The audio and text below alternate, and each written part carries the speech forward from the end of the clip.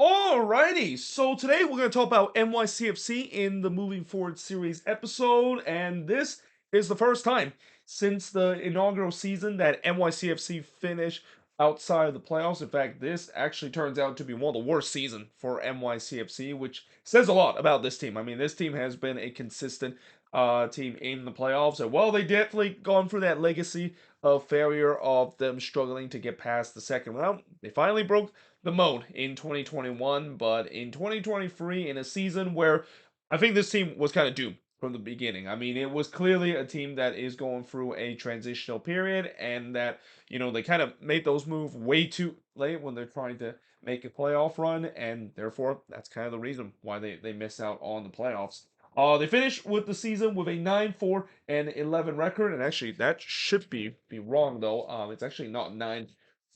It's actually 9-14-11. Forgot the one out there. Yeah, there was a lot of draws that this team suffered this season, and they finished with 41 points. They scored only 35 goals this season, and for a team that has always known to be one of the top goal scoring team in the league for the past couple of years, yeah, this year, the goals basically ran dry. And again, a lot of that, as I'll mention in a bit, has to do with the fact that they just have no attacking threat, especially with no number nine whatsoever in this team. But their goal out is actually still one of the best in the league. 39 goals that they have allowed. That's actually tied with FC Cincinnati in terms of the least amount of goals that is allowed. And they had a goal differential of -4. And as I mentioned, they finish in 11 in the Eastern Conference. And this also kind of just proves to you that no matter how good the defense is, if you can't score, you're not going to win a lot of games. Now, in terms of the head coach, it's Nick Cushing, who is currently the head coach of this team since 2022. But if you know anything about NYCFC, is that they don't stick with head coaches for very long. I mean, yeah, they likes to change head coach very often. And, with the way that there was a lot of head coach that was being fired this season, a lot of coaching turnover. It's a little bit surprised that Nick Cushing survived the axe, considering City Football Group tends to be very ruthless in terms of their firing method. But in terms of the chief soccer officer, it's David Lee. He's been with the team since 2019. Now, when you look at the top goal scored, actually their top goal scorer is not on this list because their top goal scorer turns out to be Gabriel Pereira, but obviously they sold him during the summer, so I'm not going to include players that is no longer with this team. But next to him, it's Santi Rodriguez with 5 goals, followed by Talis Magno with 4 goals. Then you got Munsa Barkera with 3 goals, Andre Jason with 3 goals, and Brian Crufe finished with just 2 goals this season. Again, when you have a team that is struggling to score goals, it's no surprise when you look at the top goal scored list. Not even close to being 10 goals. In fact, not even close to having 7 goals this season, which I think this team probably had the lowest amount of goals for a goals that or for a guy that finished as the top goal scorer this season. Now, in terms of the top assist leader, you got Santi Rodriguez with 8 assists, followed by Richie Ledesma with 5 assists. Then you got Talis Magno with 3 assists, Brian Kufe with 3 assists, and then Keaton Parks with 3 assists to round up the top five list in terms of the top assist leader. Now, when you look at the last 5 seasons, again, this is really the season where not only they're going through a transitional period, but it's kind of an outlier consider how successful they have been for the past couple of years. This season they finished 9-4-11 with 41 points. Prior to that, they finished 16-7-11 and finished with 55 points. They went to the Eastern Conference Final that season. But in 2021, they finished with 14-9-11 record and finished with 51 points.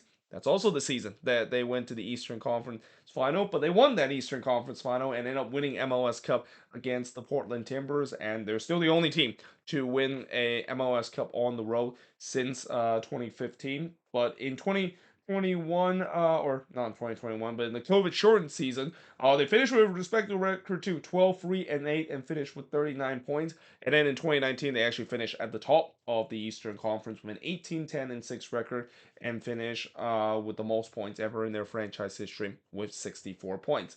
Now, in terms of average attendance, so obviously attendance has been kind of the butts of the jokes about NYCFC because obviously this team has had problem in terms of attendance, and a lot of that has to do with them playing just in so many stadium this season. it's no surprise the attendance figure hasn't been very well. But despite that, they still average 19,477 fans, and when they are playing at Yankee Stadium or playing at Citi Field, they're actually have pretty good attendance. It's just that don't look at when they're playing at Red Bull Arena, because when they're playing at Red Bull Arena, it feels like only 5,000 or even just 3,000 fans show up in the stadium, and that this is also where I'll talk about in just a bit, where they finally can get out of that narrative of a team that is just clearly being homeless, and a team that is the first team to pretty much play at least in four different stadium and act as their home venue. But in terms of MVP for this team, now there wasn't really a lot of MVP that I'll say that this team has had, but I'm gonna go with Santi Rodriguez. I mean, it's not surprised that when Santi Rodriguez was brought back to NYCFC, it definitely give a bit of a boost for this team. And although I will say that he kind of had a down season, in my opinion, because in previous year he actually done more in terms of the stats wise compared to what we saw last season. He was really easily the best attacking option that they had, and that's saying a lot considering he's didn't really had a decent season either. But in terms of disappointment, oh boy, there was a lot of disappointment on this team that I could have easily chose to. But I got to go with Talis Magno. I mean, this guy just kind of fell off a cliff. And this was the year where it was supposed to maybe be a breakout season for him. And especially, I know part of that is not his fault that he had a bad year, because, with them putting him as a false nine, it was pretty clear that it did not work whatsoever. But even when he was putting back into that wing area, when NYCFC finally realized, and Nick Cushing finally realized that, yeah, Talos Magno is not a false nine. He's more of a winger. He wasn't really produced at a rate that you expect Talos Magno supposed to produce. So yeah, no doubt a very disappointing season. A season that it looked like maybe he can break out and maybe follow up with another great season to draw more interest in Europe after a fantastic year when he came into the league last year. Very disappointing, and just took a huge regression compared to what we saw last season. Now, in terms of young players to watch, there's actually a lot of young players on this team that I could have easily picked, but I'm actually going to go with Julian Fernandez. I know the stats are not going to back it up, but I really enjoy how he play, and that there were times where I think he was a little bit unlucky, especially in terms of his finishing. But man, he is a really like good player, and even doing his limited time, you can see there's that potential of him being one of the best young attacker in this league. And don't be surprised that he might be even on that list of being the one of the best 22 under 22 kind of list. And then he breaks out next season, there's no doubt that there's going to be interest, that he's going to be drawn from Europe, because again, he's only 19 years old. And again, even though the stats doesn't back up, I won't be surprised next season he could hit double digit assists or goal tally for this NYCFC team. So what went right for this NYCFC team? So, not really much that kind of went right for this team, but if there's one thing that went right for this team, and this is a thing that every NYCFC fans will say, that this feels just as good as winning MLS Cup in 2021, they finally got a soccer specific stadium. It finally happened. It took almost a decade in the making, but it's finally been approved that they're going to build a soccer specific stadium right in Village Points, and right near where the Met Stadium is. And while there is still final detail in terms of the stadium, and there's been numerous rendering, and even there's been rumors saying that the construction is actually ahead of schedule. They're actually gonna finish the stadium probably right around 2026, and even after the World Cup is gonna be over. But the fact that they finally got a soccer specific stadium, that is a huge victory for this team, because again, that's the kind of the narrative about this NYCFC team. As good as they have been, the main narrative of this team is the fact that it is really just absolutely bush league. The fact that they're still playing at a baseball stadium, like in the year 2023, we should not be seeing a team playing at a baseball stadium like what NYCFC has done. And also in the year 2023, we should not be seeing a team that plays in three different venue throughout the season. But the fact that they finally got their acts together and finally got themselves a soccer specific stadium, not only is a landmark moment for this team, but maybe that will spark and put some even more pressure in terms of some other teams. It is that is pretty clearly need a soccer specific stadium.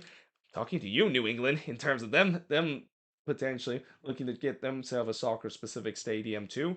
The other thing that went right is that they actually finished the season relatively strong. I mean, they had a bit of a late push to trying to make it to the playoffs, but ultimately, they dug themselves in such a big hole that they just never were able to overcome.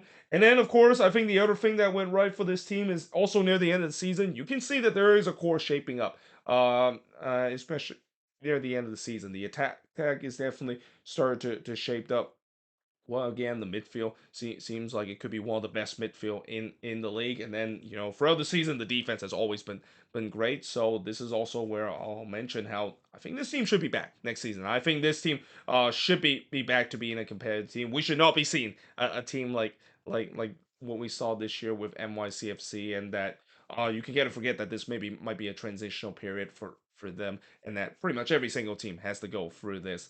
Now, what went wrong for this NYCFC team? So yeah, they were doomed from the beginning. Again, when you look at this team and with the way that they were so prepared because of CFG decided to be naive in terms of not making those signings in the winter transfer window, and that not making the necessary signing to really improve the roster.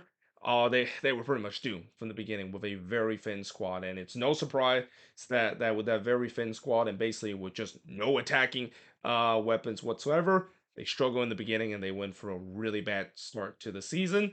And then of course they took too long to get their key pieces, and I wrote number 9 with exclamation mark because this should have been the thing that they should have done in the beginning. In the beginning, they shouldn't have done what they've been thinking of maybe playing some player out of position as a false number 9. I'm talking about Talis Magno of how for Nick Cushing, as much as I know this season has been rough for him, and part of that isn't really his fault because he's been hamstringed because of just so few choices that he has to make his roster. You could also say that the decision of playing Talis Magno in that number 9 position, or at least playing as a false number 9, was an absolute disaster. And again, the fact that they took so long to address that, they took way too long to finally get Munsaf Brakra into this team, and by the time he's in this team, they still um were kind of struggling in the beginning because Brakra still had to get his feet set. But by the time he does get his feet set, it was way too late. This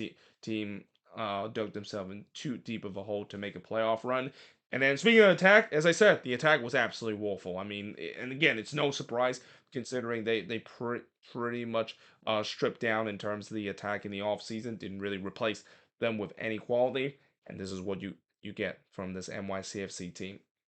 So moving forward, how is this NYCFC team going to look? Again, I think next season they should be back to being a force in the Eastern Conference. Again, as I mentioned before, when you look at this squad, both top and down, if they have the best starting 11, this is definitely one of the better teams in the Eastern Conference. I think they should be back to where they are next season, a team that is lethal in front of goal, and then at the back just absolutely rock solid whatsoever. Though there is definitely the question of the depth on this team, and that's kind of brings to the next point where they still need depth in some key areas, especially in the number 9 position. I mean, I know they bought in Moussa Bakra, but that's it. I mean, that's the only number 9 that they got, and they need to have another number 9 and maybe even another number 10 too. I mean, there's even question that whether or not if Moussa Bakra is the future in terms of that number 9 position, and that there's definitely a lot of pressure on him to perform because they just had probably one of the best number 9 we have ever seen in the league in Tati Castellanos, and yeah, to step in the shoes that Castellanos left. No pressure once Sam Bakra in terms of him trying to be a 10 or 15 plus goal scorer. And even on the number 10 spot, Santi Rodriguez, it'd be interesting to see whether or not if he can have a bounce back season. And he's also in a really fill a pretty big shoe too, because Maxi Morales, we know that he's no longer with this team after a brief stint that he has coming back for this team. So we'll see whether or not if he can be the magician that Maxi Morales left to this team. But also they need depth in terms of that area too. And then finally, the last thing moving forward of this team is Nick Cushing's future, because notice I said, is this Nick Cushing last season?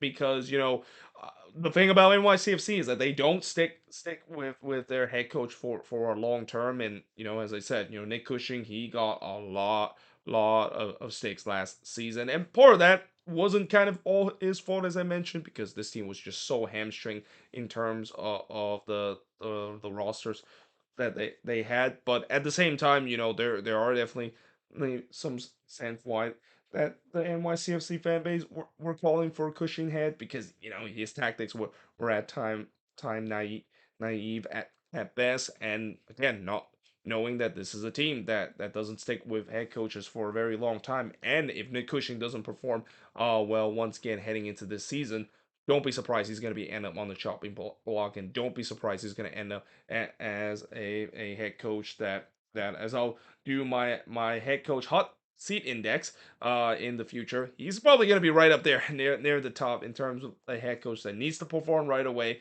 If not, NYCFC will have no problem in terms of trying to fire him and replace with another coach that can get the best out of this good young roster that they had.